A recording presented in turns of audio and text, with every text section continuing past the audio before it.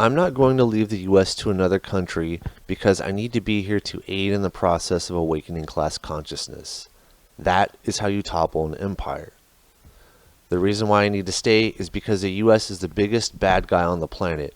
We are imperialists that commit horrible acts of war and violence in other countries in order to steal their resources and exploit cheap labor. Due to this fact, my fight is here. My battle is with the bourgeoisie of the most violent country in the entire world. If I leave to a country where the material conditions are significantly better than here, who's to say the US won't just take over that country and I'm facing the same oppression but worse because it's in another country? So for me, jumping ship just isn't an option. I need to fight in any way I can.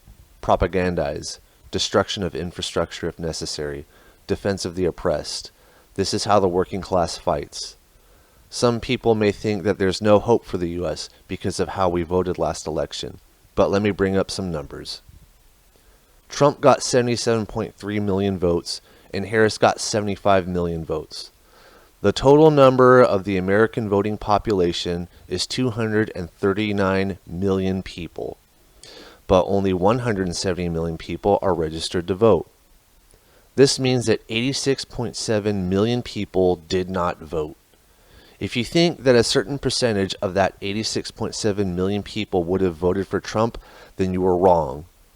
Just look at the enthusiasm of Trump voters. If any one of those 86.7 million people were going to vote Trump, they would have turned out, but they didn't. If we're being lenient and say that 75% of Harris voters aren't racist, and you add the 36.2% that were the people who didn't vote, that makes 59.2% of Americans not being racist, potentially.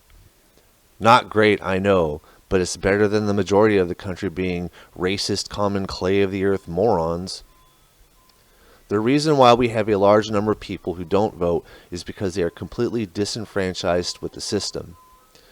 They are this because they know no matter if it's a Republican or Democrat, it's maintaining the same capitalist system. The big difference with Trump being in office is we're seeing a lot more fucked up things occur at a much faster rate.